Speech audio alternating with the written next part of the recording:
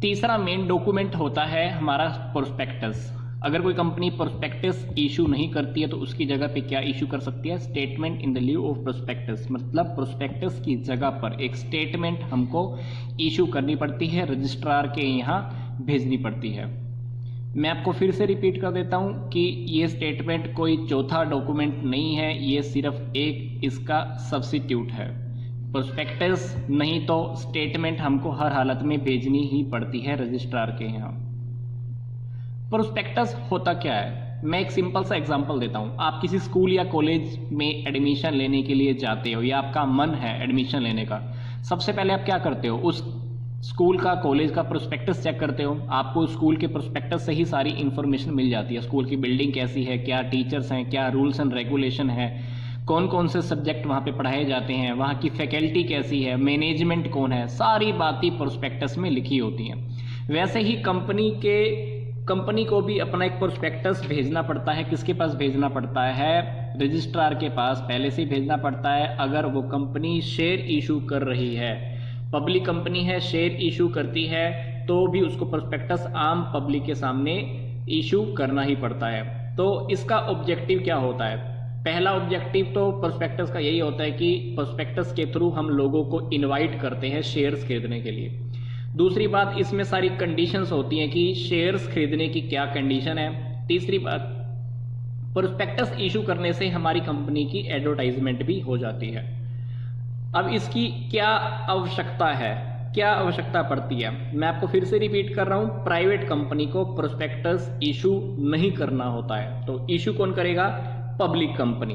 Public company अगर public से पैसा इकट्ठा कर रही है तो उसको प्रोस्पेक्टस हर हालत में इशू करना ही होता है। पर अगर वो प्रमोटर, कंपनी को प्रमोट करने वाले प्रमोटर्स अगर अपने पर्सनल लेवल पर पैसा इकट्ठा कर लेते हैं तो भी उनको प्रोस्पेक्टस इशू नहीं करना होता है। नहीं करना चाहते तो मत करें। तो उसकी जगह पर फिर उनको क्या करना होता है? ये स्टेटमेंट इशू करनी होती है। ये स्टेटमेंट हमको रजिस्ट्रार के यहाँ भेजनी पड़ती है। मैं आपको फिर से रिपीट कर रहा हूँ, अगर प्रमोटर पर्सनल लेवल पर पैसा इकट्ठा कर लेते हैं तो प्रोस्पेक्टस इशू करने की कोई जरूरत नहीं है। तो क्या इशू करें? रजिस्ट्रार के यहाँ स्टेटमेंट भेज दें, जो हम प्रोस्पेक्टस की जगह भेज सकते हैं। अब बात आती है कि प्रोस्पेक्टस के अंदर कौन कौन सी बातें लिखी होती हैं। प्रोस्पेक्टस के अंदर हमको ये लिखा होता है कि कंपनी का ऑब्जेक्ट क्या है, मेमोरेंडम ऑफ एसोसिएशन पे किस किस पर्सन ने सिग्नेचर किए हैं, कंपनी की ऑथराइज्ड कैपिटल क्या है, इश्यूड कैपिटल क्या है, कंपनी के शेयर्स किस टाइप के हैं, हर शेयर कितने रुपए का है,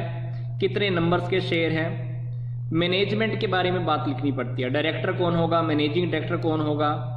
अगर हमने किसी को इन फ्यूचर में मैनेजर रखना है तो उसके बारे में भी हमको लिखना पड़ता है। सारे प्रोविजन क्या क्या हो सकते हैं, मिनिमम सब्सक्रिप्शन क्या होगा, एप्लीकेशन कब मंगवाएंगे, शेयर लोगों को अलॉट कब किए जाएंगे, शेयर के ऊपर प्रीमियम कैसे होगा, अंडर राइटर्स कौन होगा, कंपनी के स्टार्टिंग के खर्चे कितने होंगे, अगर खर्चे किसी ने अगर वहन किए हैं खर्चे और किसी ने भरे हैं तो उन लोगों के नाम भी दिए जाते हैं, कंपनी के प्रमोटर के नाम दिए जाते हैं, कंपनी के ऑडिटर जो खातों की चेकिंग करेंगे उनके नाम दिए जाते हैं, उनकी डिटेल भी दी जाती है, बिजनेस की डिटेल दी जाती है, क्या बिजनेस हम करने जा रहे हैं, कंपनी की प्रॉपर्टी जो हम खरीदेंगे उनका नाम, एड्रेस वो भी दिए जाते हैं, या जो खरीद ली है हमने प्रॉपर्टी उसके भी नाम, आर्टिकल के ऊपर क्या रिस्ट्रिक्शंस हैं वो सारी बातें, है ना।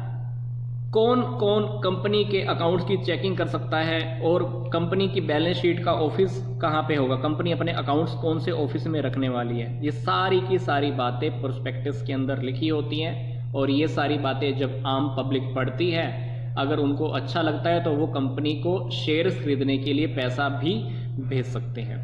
अब बात आती है कि अगर हम प्रोस्पेक्टस इशू नहीं करते हैं तो हम क्या इशू करते हैं? Statement in the लिeu of the prospectus, मतलब प्रोस्पेक्टस की जगह पर क्या? स्टेटमेंट।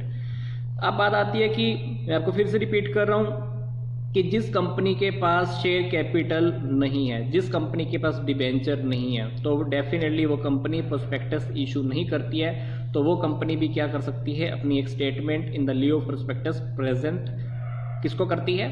रजिस्ट्रार को करती है। कंडीशंस क्या हैं? क्या कंडीशन है जिसके बिहाफ पर हम स्टेटमेंट इशू कर सकते हैं? पहली बात है कि जिस कंपनी ने शेयर कैपिटल इशू नहीं किया है तो वो कंपनी प्रोस्पेक्टस तो इशू करती नहीं होगी, तो वो क्या बनाएगी, स्टेटमेंट बनाएगी। दूसरी बात, अगर कोई प्राइवेट कंपनी पब्लिक कंपनी में ट्रांसफर हो जाती है तो उसको तब भी ये स्टेटमेंट ही रेडी करनी पड़ती है।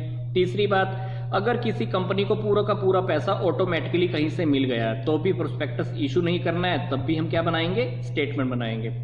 अगर कंपनी ने अपने शेयर्स खरीदने की रिस्पॉन्सिबिलिटी किसी एक पर्सन को दे दी है, मान लो अंडर राइटर्स को हमने बोला कि तूने ही शेयर्स बेचने हैं, तब भी हम क्या प्रोस्पेक्टस इशू नहीं करते हैं, उसकी जगह पे हम क्या इशू करेंगे, स्टेटमेंट इशू करेंगे। अब बात आती है कि इसके अंदर क्या कंटेंट होगा। इसका कंटेंट लगभग वही रहता है जो प्रोस्पेक्टस का होता है। कंपनी की क्या स्टार्टिंग के खर्चे हुए हैं, कंपनी की डिटेल, शेयर्स की डिटेल, अंडर राइटर्स के बारे में, टाइम एंड प्लेस, कंपनी का एड्रेस, ऑडिटर्स का एड्रेस, हमने जितने लोगों से कॉन्ट्रैक्ट किया उनके एड्रेस, कंपनी के ऑडिटिंग कौन करने वाला है, उन सब की डिटेल्स भी इसके अंदर लिखी होती है।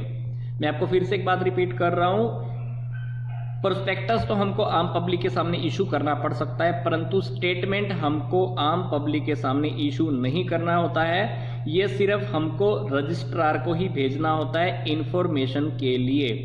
तो ये हमारा टॉपिक कंप्लीट हो चुका है। तो आज हमने वीडियो में क्या सीखा, कंपनी को मेन 3 डॉक्यूमेंट है जो रजिस्ट्रार के पास हमको भेजने ही पड़ते हैं, बनाने बहुत जरूरी होते हैं। पहला था मेमोरेंडम ऑफ एसोसिएशन, कंपनी की फाउंडेशन मानी जाती है, इसके बिना तो हम रजिस्ट्रेशन कर ही नहीं सकते हैं।